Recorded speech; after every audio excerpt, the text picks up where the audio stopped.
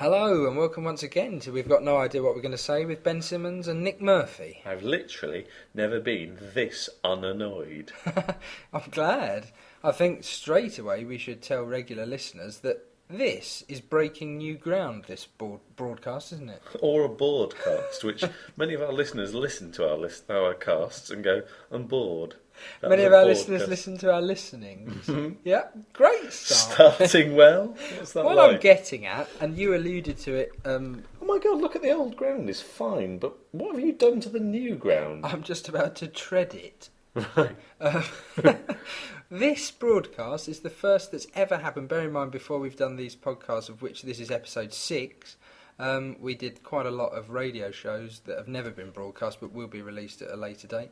Be excited. This is the first time we've ever broadcast from somewhere that neither of us resides. This is absolutely true. We are residing here tonight, but only in a temporary sense. This is the most temporary residence broadcast we've ever had. Yes, I'll be sleeping in this room. You'll be sleeping next door. Next door. In many ways, we're on tour in Somerset, aren't we? We certainly are. We're in the outskirts of the beautiful Somerset town of Yeovil. And by outskirts, I mean a travel lodge next to a garage. Yes, listeners, our life is glamorous. Never let it be said that we stay in Premier Inns, because we don't. There was a wide choice of places to eat tonight, and I was happy with both of them. Thankfully, we turned down Burger King to go to that much vaunted, much loved British institution. Yes, Go on. The best choice Say it. was the Little Chef. Actually, you've ignored the third option. There was a we could third have got a option. lot of sandwiches and shit from the Esso garage. Yes, we could, but well done on being first to swear on this particular Always podcast. good. Another thing we should let you know, listeners, is that both of us, about, I would say, half an hour before the start of this programme, consumed some alcohol, didn't we? We did. Not ridiculous I had 2 amounts. pints, you had a pint. We're not drunk. I had a pint of cider. I was very tired as well, which Yeah. I think increases the level of You're alcohol more in my tired blood. than I am. You've had 2 pints, been less tired. We're probably about the same amount of drunkenness, which isn't that much, No. but enough to make you act a bit more stupid than you normally would. No, well, I'm going to be about as stupid as I normally You're would. not drunk at all. No, it's just I'm always drunk. Can I just say then, before we go any further, if you were affected by any of the issues raised in this programme or previous programmes, please email us at WGNI. So I'm going to stop you there. Have we had any emails yet? Mainly because of giving out the wrong email address, which I almost did. Right. info@wgni.co.uk. We've not had one email. Admittedly, the first 4 podcasts, we gave out the email address and it wasn't active It wasn't yet. set up, yeah. But we did give it out for a podcast that's been number 5, which has been out for about 2 weeks now, hasn't Which, it? out of our 5 previous podcasts, is rated number 2, I believe, for Really? terms of listeners. Yeah. Considering that's all in the last 2 weeks. Yeah. Nobody's emailed Actually, in. I think I've lied about that. I think it's rated number 4. Right, if you're listening to this, right now, you probably have been near or are near a computer. Yes. Go to it, open your email software, and send us an email. info@wgni.co.uk. It's not difficult. Just send it now. Just let us know the email works. Yes, please do. We just like to hear from you. We want It doesn't even opinions have to and be... views. Not even necessarily saying we're brilliant or saying we're terrible. Just tell us about the day you've had. Just email us some funny thing you heard, Most of the people stupid listening thing. to this know us. There Yeah. aren't that many people that listen to this that don't know us. Remind us of something funny that's happened that we know about. Remind us of something funny we don't know If about. you won't don't know us, tell us something funny that happened to Just you. use that email address, for God's sake. What we're saying, the principal point of our argument, the main sort of the whole cause of The our crux. theory, just email us. Please. Right, I'm glad we got that off our Yes. chest. So, what do you think about Yeovil? Funny enough, it's not that long since I was last here. I was here on the tour of the Black Veil, which It was a very successful play you toured with. I wouldn't go very successful. Which was a play you toured with. A play I toured with. Yeah. A few weeks ago. I think we must have mentioned it on previous podcasts. Possibly. But I was here for about a week, which was quite nice. I'd also been here... When else had I been here? That might have been it, but you were here not that long ago as well. Yeah, I weren't was here with the same company that we're going to be working for tomorrow, looking after Peppa Pig. you? And your wife was here a couple of days before me. Doing her High School Doing Rock her show. High School Rock. Absolutely. So we've yeah. all been down here. So quite a lot. Yeovil has affected quite a lot of Of our important lives. people. Yeah, that's right. Yourself, Me, you, me and and my wife. Yeah. The three most important people in our this lives. marriage. Yep. Some people may think that's strange. Myself, my wife, and Nick think it's right. It's just the way it works. Right? Don't judge us. You can email about that if you have to. Please do. If you want to talk about bigamy, email us. But that makes it sound like we're all having a sexual relationship. No, you were talking about us being friends in the marriage. Yeah. Then, full stop, new paragraph. You're I just said, talking about bigamy. If you want to talk about bigamy, email in. Why So do you now just- I look a bit paranoid. Yeah. By as soon as I hear a mention of bigamy, it makes it sound like I'm sleeping with you, and I don't want that to be thought of by We'll be everyone. sleeping of about 10 yards away from each other. Yeah, and we have slept in the same bed before certainly after have. watching a wrestling video. That makes us sound hetero. And cool. We watched big men who have oil on their bodies rolling around on the floor, Wearing pants then and we boots and slept little together. elves. I don't. Why is it that the phrase "slept together" tends to there's mean having sex? Absolutely, connotations It of doesn't sex. When mean we actually went to sleep in the same place. I meant we shared a bed and both slept Yeah. Oh, within about 2 feet of each other. I wonder how that happened. There was though. little or no penetration. I like that you're not ruling out the possibility. There was penetration, but it was on myself by myself. Oh, I'm glad I was asleep. Great. But, how does that happen? Because surely when that phrase was first ever coming into usage, it must have meant going to sleep at the same time. How did it tend to mean I sex? suppose it was just a euphemism, wasn't it? Like we've had sex, we've slept together. Yeah. But doesn't it? Why don't people just say we've had sex But it's now, together? it's just harder to say. Well, it's a euphemism, but it's harder now All to right, say well, that we've shared a bed shagged. while sleeping. We've shagged. Yeah, again, That's you're just easier. kind of saying Shagged. it. It's not a euphemism. Shagged? You're missing the point of a euphemism. I don't want it to be a euphemism. We've been horizontal Right. jogging. There- We've made the Yeah, the there beast are with two backs. euphemisms. Slept together isn't that much of a euphemism, is it? It's a big euphemism for shagging, Yeah, but but- unfortunately, it also has another meaning of sharing a bed and sleeping. It's just confusing now. I'm not saying it's not. I'm confused. Have you slept with anyone You, other than me? right? No, Oh my god! never ever slept with But anyone. then bigamy's impossible for you. Bigger me, bigger you. Yep, and you're not married. No, So anyway, what are your feelings on marriage? I slept with a second wife before I got married for the first time. I don't know what I'm saying. I wish there was a way of editing this podcast and taking out. I'm that glad there's sentence. not, because it's like live TV in many ways. You get to Without take the TV. You get to take the rough with the smooth, and this is rough. Have we ever given them smooth yet? We've tried on so many occasions. We've had sandpaper. See, this may sound like incoherent ramblings, but I don't think it's any different to when we haven't had 2 or 3 pints of I've been a alcoholic bit tired beverage. and driven to Yeovil. Yeah, definitely. You're a lot more tired than me because you had to get up very early. You've Yep. done probably what can be considered a full day's work. I think we should talk about the times which I had the opposite of today, when you wake up before your alarm's gone off, and you think, "Oh, I hope it's not too.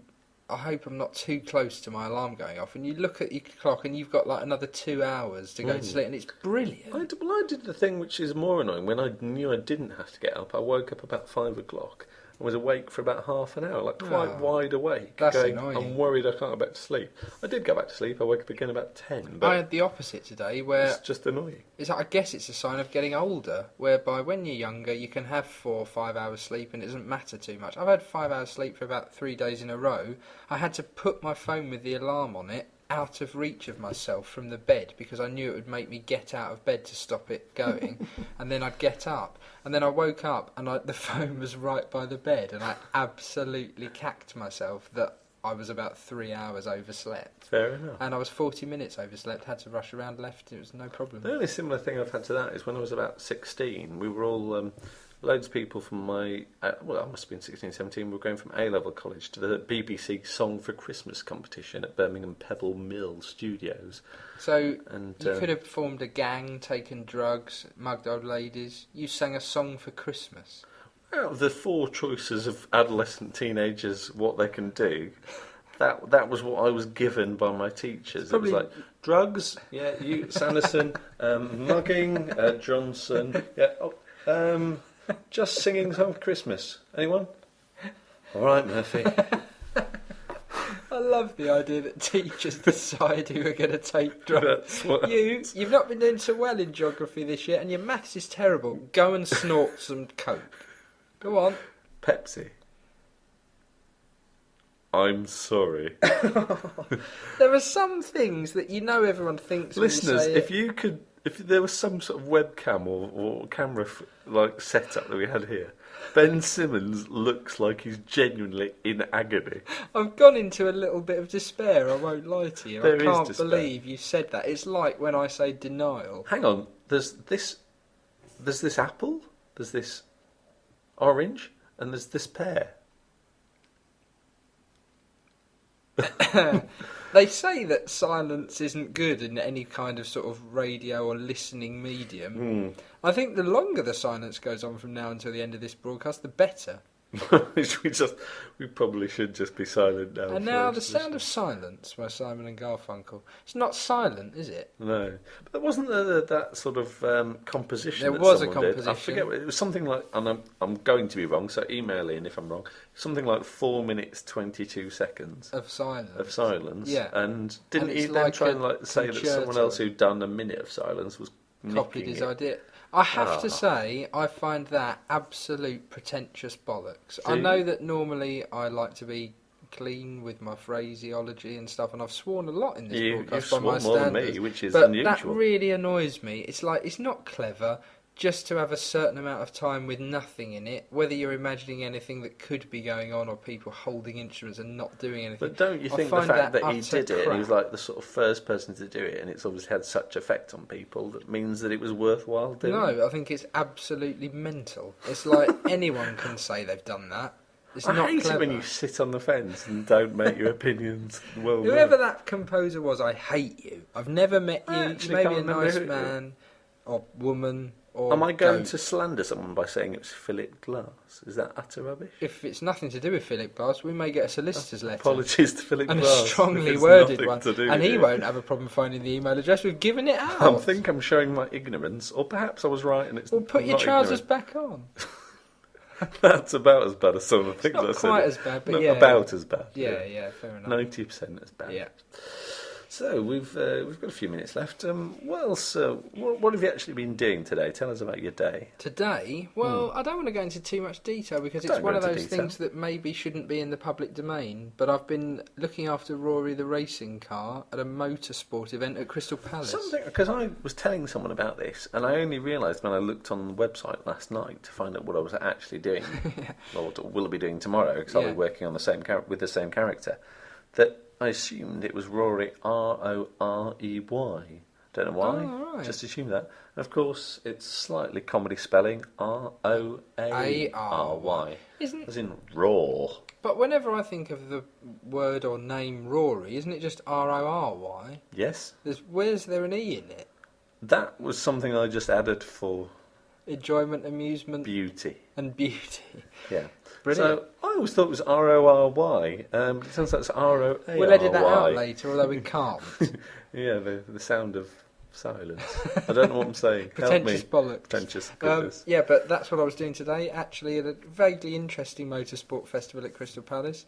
And then, let's not lie, you know what happened because you came there, didn't you? I joined you very late on in the day, though. You'd been there some number of hours before I arrived. Yeah, and both of us have... Well, I've worked for the company that employed us to do this job for almost 10 years now. Nick's worked for them for a tenth of that time, little more than, maybe. Yeah, no, just under a year. I'm about to hit my first anniversary. And I've got to say, you do individual days, maybe a couple of days with a variety of different characters all over the country, and you can meet a lot of different people. Yeah, definitely. Today, and I don't like to exaggerate, so I'm not, I met one of the most attractive women I've ever met. Well, that's whilst very doing... kind of you, but I'm a bloke. Oh my God! Your hair is a bit longer than normal. It is, and I We have did I have a feminine energy about it. We I'm did not sleep gonna together that time, We didn't we? did, After we watching did. a wrestling video. But that time you said I was one of the ugliest women you'd ever Yeah, slept I was with. just being fickle. Right.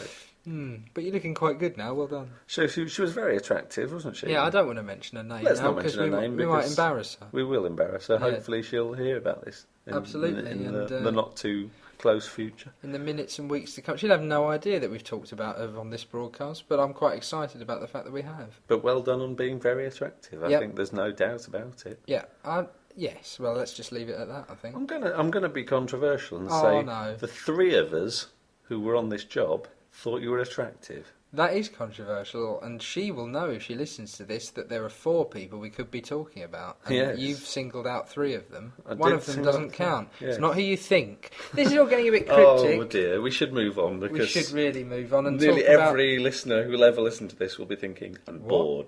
Yeah, we should talk about that great British institution as well as... Bitter institution. I'm so Grumpy old bitter men. about it. Such a The good programme. British institution that we've been heavily involved with this evening, The Little Chef. The Little Chef, of course. We've eaten there tonight, and Now, we mentioned this in the car, but I think it was obviously quite famous recently to having a connection with Heston Blumenthal, the maverick chef. he was commissioned to reinvent the menus for He Little was. Chef, wasn't he? Now, I can't say I actually watched the programme in great detail, but I believe... You watched it in quite wide detail, I had my eyes half shut or half open, depending on how drunk you are. depending whether you're an optimist. No. The eyes are It's half how open. drunk you are. It depends on nothing to do with optimism. Okay. And yeah, so Heston Blumenthal, he was involved in revamping Right, the menu. Before we go on, and it's important to go on, you originally It is called him important. Heston Blumenthal, and now you've just called him Heston Blumenthal. What's correct? Heston Blumenthal. Charlton Heston Blumenthal. That's right, yeah. Right.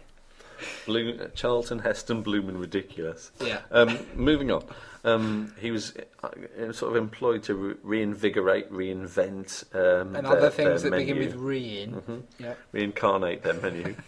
And Reanimate I them. believe his efforts weren't entirely successful. I think he was slightly spurned by the upper management of Little Chef. And I mean, if I understand from reading the newspapers, he was basically used as a bit of a PR stunt for them. we don't want to get into any sort of potential slander or libel I'm definitely action not here. saying. and I'm let's only hope- saying what I've read in the newspapers. I'm not saying. Let's hope that's- that neither that's truth. Heston or the upper echelons of Little Chef management send us a strongly worded solicitor's letter. Or they could send us an email Or to the email address, please. If the management of Little Chef or Heston Blumen Brilliant is listening, please send us an email. Or instead of us, email Philip Glass, because he may or may not have Find written out that whether he did silent that concerto silent thing. crap. But if he is listening, write in and tell us why it isn't crap. You're Mr. not Glass, listening. if it was you, or if it wasn't you, don't bother.